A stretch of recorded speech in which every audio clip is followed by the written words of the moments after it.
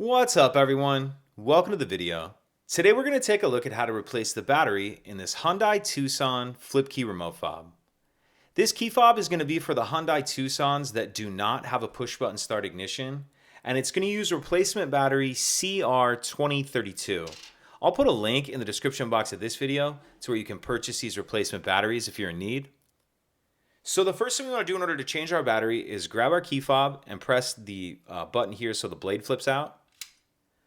Once the blade's out, I'm going to hold the key fob like this. So I'm kind of looking at the back of it, but also this part's on top.